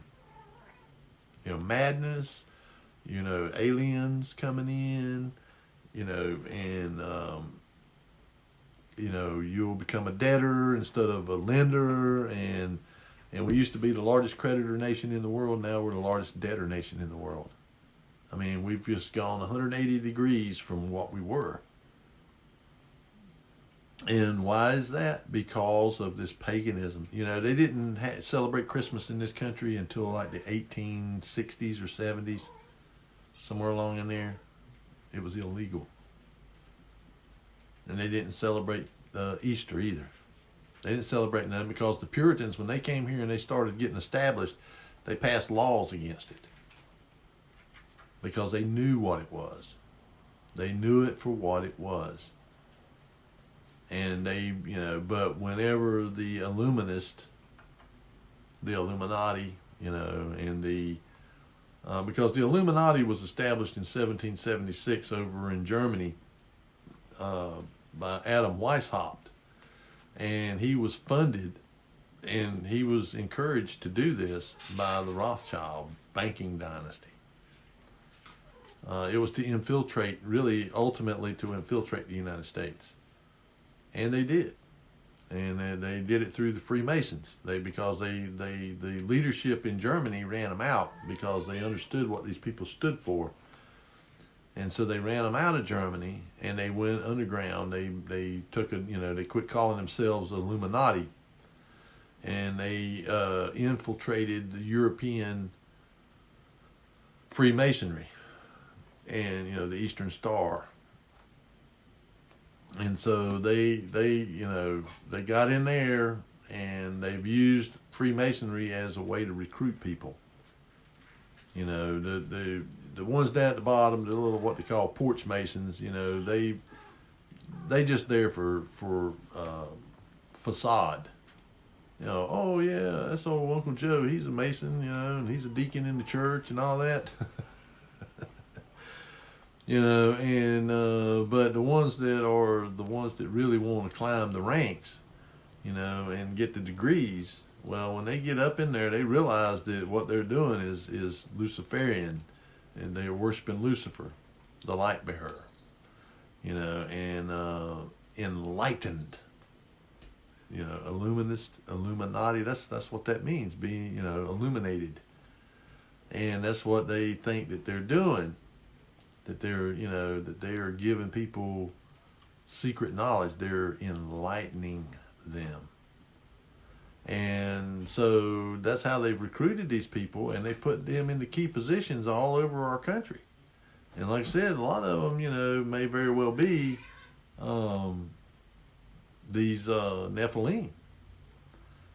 And so one other thing I wanted to bring up here, and this kind of deals with the same thing. This is Paul to the Galatians. Okay, all that other stuff I read there, that was in the Tanakh, the Old Testament, or the First Covenant,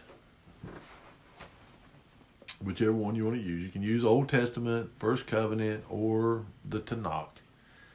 They're all of those. But here in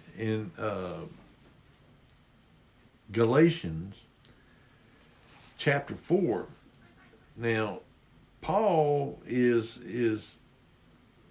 he's writing this letter to the Galatians, and what you got to know is this, because a lot of people say, oh, well, that's what what he's saying here. He's saying we're not not to keep the festivals and the law and all that stuff. No. The Galatians were Gentiles. They were not Jews. They were not Hebrews. They were Gentiles. Okay, so when he's talking about these things, he's talking about these Gentile pagan practices. It says, he's telling them here, he says, now I say that the heir, as long as he is a child, differeth nothing from a servant, though he be Lord of all, but is under tutors and governors until the time appointed of the Father. Even so we, when we were children, were in bondage under the elements of the world. Okay, now, under the pagan teachings and systems, the elements are fire, water, air, and earth. The stoichions. Okay, the stoichions are entities. Okay, and he's talking about these beggarly, these elements. It says, but when the fullness of the time was come, God sent forth his Son, made of a woman, made under the law, to redeem them that were under the law, that we might receive the adoption of sons. And because ye are sons of God, because you are sons, God hath sent forth the Spirit of his Son unto you, crying, Abba, Father. Wherefore thou art no more a servant, but a son. He's talking about the Gentiles being grafted in, being brought in. We are considered the sons of, descended just like the descendants of Abraham. We're adopted. No. It says, wherefore thou art no more servant, but a son. And if a son, then an heir of God through Christ. Howbeit then, when ye knew not God, because Jesus said, you know not, talking to the woman at the well and the Samaritan, you know not what you serve. We know what we serve. He was talking about the Jews, the Hebrews. He said, we know what we serve. We know we serve God. But you know not what you serve. And so he's telling these people, he says, howbeit then, when ye knew not God, ye did service unto them which by nature are no gods. But now, after that ye have known God, or rather are known of God, how turn ye again to the weak and beggarly elements whereunto ye desire again to be in bondage? You observe days and months and times and years. Easter, Christmas. He's telling them you're going right back. You want to go back to these pagan traditions. Worshiping the beggarly elements, the stoichion. So he's telling them, I'm afraid of you, lest I have bestowed upon you labor in vain. Brethren, I beseech you, be as I am, for I am as ye are. Ye have not injured me at all. He's wanting them, and how is it be as I am? He kept the Sabbath. He kept the feast. I mean, you can read all through his epistles and all in Acts where they are keeping these. They're keeping the Passover. They're keeping the Feast of Trumpets. They're keeping the Feast of Tabernacles. They're keeping the Sukkot. They're keeping the unleavened bread. They're keeping all of those. Because in the book of Acts, whenever it's talking about they were in the days of unleavened bread, the Messiah had been crucified and ascended. But yet they're still keeping the days of unleavened bread. Because back there in Leviticus 23, it says that it was forever. And whenever the kingdom comes, when Christ comes back and establishes his kingdom here, it says we will go up to Jerusalem at the Feast of Tabernacles. And if you don't go, you won't get no rain. I mean, it's going to be a requirement. So, if it's because it is a covenant forever. It's meant to be done forever. So, we can see right there, they were already, these Galatians, these Gentiles, were wanting to go back to these beggars. And why would you go back now that you know God? Or rather, you are known of him. Why would you go back to these beggarly elements, these stoichion? That are not gods. Because they're not. They're the elements. They are in fire. Not every fire you see they're in it or whatever, or water, but they can appear that way.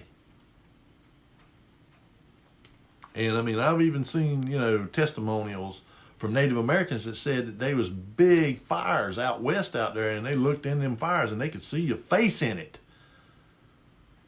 So, these things exist. And he's telling them, why would you want to be in bondage to them again? And keeping these, you observe days and months and times and years. These holidays and these, when these things happen in the sky and all that stuff. You observe these things. And they did. They observed the equinox and the solstice and they're still doing it now. These pagans, they do these rituals and stuff on these. These are their high days.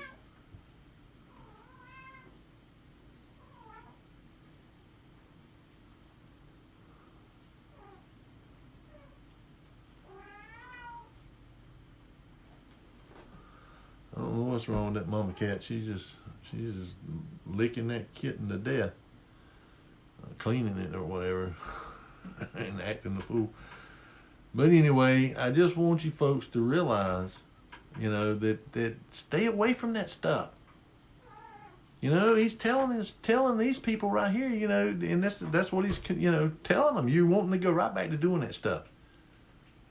And if you do your research, like I said, if that book I just got done reading about the Protestant Reformation by Roderick Meredith, that's a good book. And really, if you go to tomorrowsworld.org, you can get a lot of this stuff. You can get these books. You can get the literature. They have a lot of stuff. I don't agree with everything that they say. There's a few things I don't agree with, like the nature of the earth, and that was another one of the things the guy was talking about last week about the flat earth.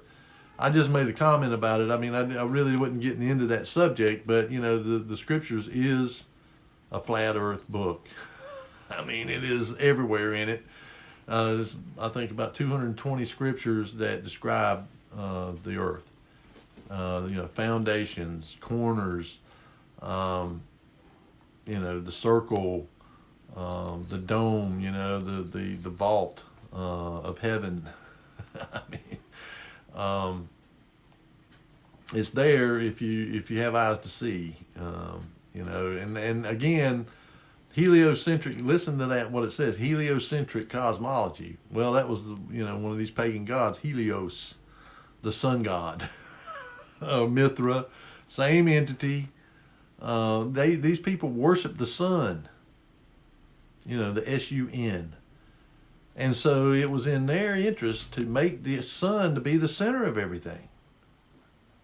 I mean, if you go look up Copernicus and dig into his background and what his belief system was and all, he was a Hermeticist.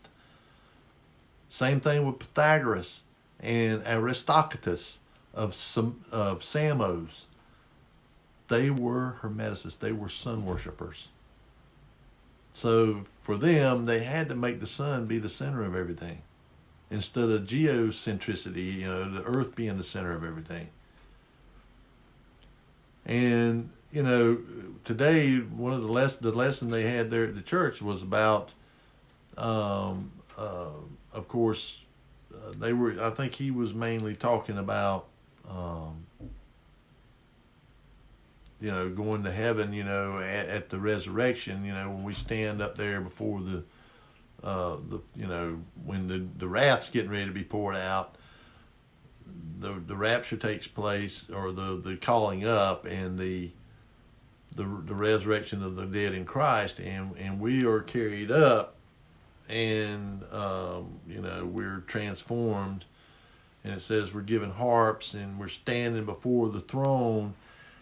And before the throne, it was as a sea of glass mingled with fire.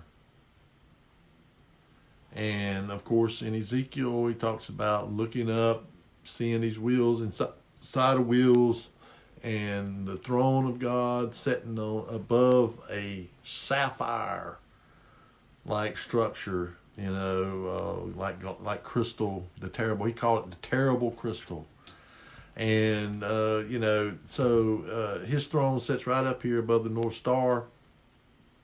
The star that never moves, stays in the same position. I mean, if we're moving, like they say, at 1,000 miles, or, the earth is circulating at 1,000 miles an hour, and we're traveling around the sun at 66,600 miles an hour, get that, 666.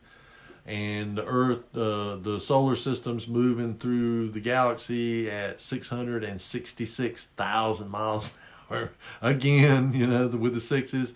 And the Earth's tilt is 23 degrees and 66666. You can't make this stuff up. I mean, they putting it right in your face. They just laugh at us, and these people, these Luciferian Satanists and all, they know. I mean, they even put it in our face, like the Truman Show and The Flash and several different movies where they've depicted the earth the way that it really is.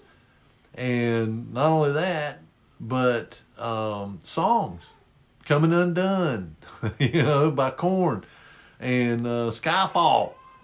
The movie Skyfall, the theme song. If you ever listen to, and I don't really encourage people to listen to this stuff, but if you really want to understand what these people know this, and they're putting it out there in our face, you see, because I think there's sort of like an unwritten law or whatever that they have to tell you what they're up to, but they do it through symbology and through songs, dances, through their medium. Hollywood and these and those people, everybody's demonic. The city of angels, Los Angeles, Hollywood, There's the Holly connection again. I mean, when you start connecting all these dots, man, you begin to see that paganism is everywhere. I mean, it's everywhere, and especially in the church, and they don't even realize it. Most people just have no clue. But I mean, Christ, he made it clear. He says, I'm telling you, take heed, lest any man deceive you by any means. For many shall come in my name, saying that I'm Christ. I mean, these people will come and they will say, yes, he's Christ. Our Messiah is Christ. Yep, he is. But they're wolves in sheep's clothing. Yeah, you look at people like Kenneth Copeland, man. If that guy's not demonic, I don't know what is. I mean, you can just see it in his face, in his eyes. I mean, and Albie gets down and kisses the Pope's feet. And of course the Pope and, the Catholics, they've been saying, y'all all going to come back to us eventually. Because we all really believe the same thing. There's only a few things that we're in disagreement about, but pretty much y'all been worshiping on Sunday just like we do. You keep the pagan holidays just like we do. You might as well join back up with us. So there you have it, folks. And I want people to open their eyes and look around. Paganism and pagan symbology and all that stuff, it's everywhere. It's everywhere. Once your eyes are opened up, you see it. You see it everywhere. I mean, everywhere. On buildings, in the black and white tiles, yin and yang. I mean, all that stuff, you see it everywhere. And so, which represents the black side of it and the dark, and the light side of it. But both are the path to destruction. The white path or the dark path. It doesn't matter. It's two sides of the same coin. And it leads to destruction. There's only one path that leads to life, and that is the straight and narrow path. And that path is Christ. He's our example. He is who, we got to follow him. I mean, that's why, he came to fulfill a mandate, and that was to redeem us, men, humans. Not these hybrids. There is no salvation for them. And it's just like them fallen watchers, the ones that came down and said, okay, you're going to die like men. You want to be like men, you're going to die like men. And, when they go before judgment, that's what's going to happen. And that's talking about the watchers now. It ain't talking about the ones that put them up to it. Theirs is eternal. They're going to be in eternal torment. Because they're immortal beings. They didn't give up their first estate. But those ones that came down here in the Genesis chapter 6, the one that Jude talks about, that's what he's talking about. He's talking about the ones who left their first estate. They somehow or another, they left their habitation, the way that they were. They left it to come down here and to cohabitate with humans. And it changed them in some way. I mean, they still had power and knowledge and all, but they lost their immortality somehow or another, and because of it, they're going to die like men. But the other ones, the ones that put them up to it, the Satans, those they're immortal beings. They didn't leave their habitation; they stayed where they were at, but they just put these other ones up to it. Just like they deceived the other 2/3 of the 1/3 of the angels that have rebelled with them or went on their side. their punishment's gonna be, in the lake of fire, but they're not gonna die. They're gonna be there for eternity, and because they knew what they did when they rebelled, and those ones there, they got deceived, and so they're gonna get the same fate as unrepentant human beings, death. And so don't take part in these things. Don't, you got to see through it. If you're going to keep any days, keep those ones I told you there in Leviticus chapter 23. And you'll be blessed for it. But the thing is that, people are going to, everybody, when I tell them, some people don't, but a lot of people are like, oh, you really don't believe in Christmas, man? What's the matter with you? You're a Scrooge or something? I don't care what they think. To be honest with you, I really don't. I mean, you can do whatever you want. I can't make anybody do it, and I can't make anybody turn away from it. But, the scriptures is clear. We are not to do these things that the pagans do, that the heathens do. And those things can be traced back, Christmas, even, and Halloween, and even Thanksgiving, harvest festivals. Yes, the Puritans did celebrate a fall type festival, but it was not like these pagan festivals that they have in the fall. The things that go along with it that make it pagan too.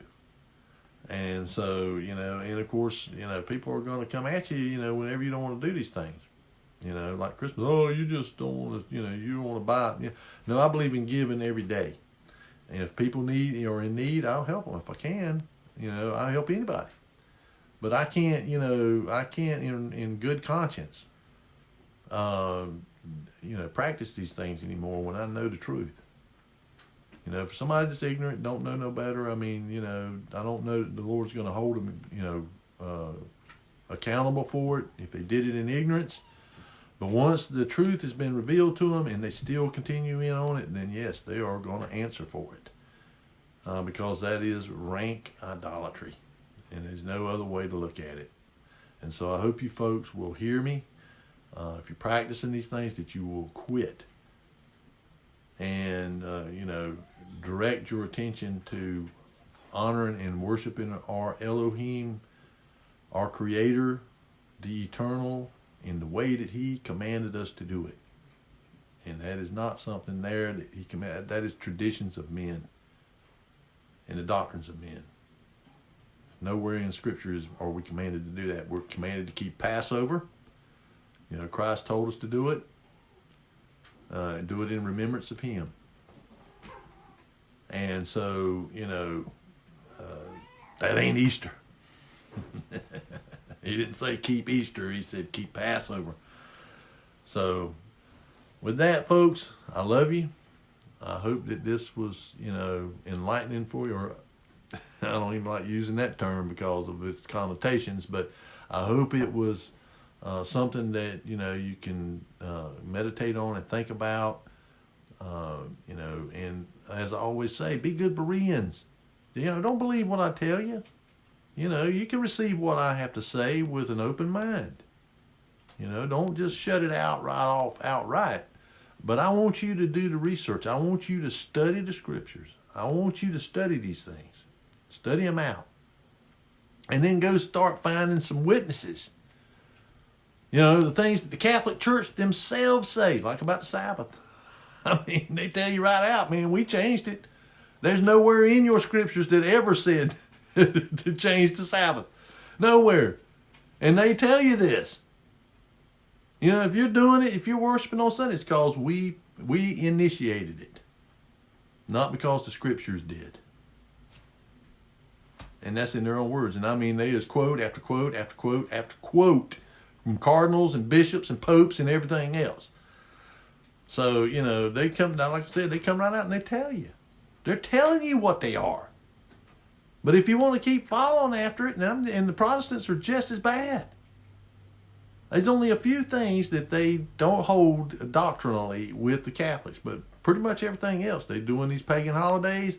They're keeping the Sunday, the venerable day of the sun. and a whole lot of other traditions that come right out of Catholicism.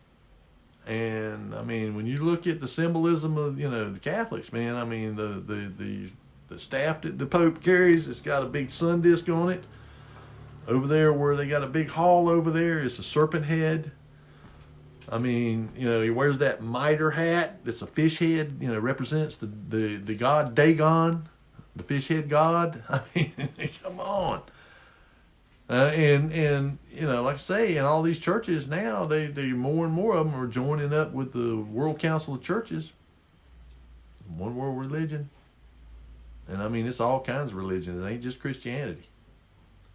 So there you have it, folks. I love you. I hope you folks will be blessed. And if Yahuwah is willing, I'll see you again on the next Shabbat. Have a great week.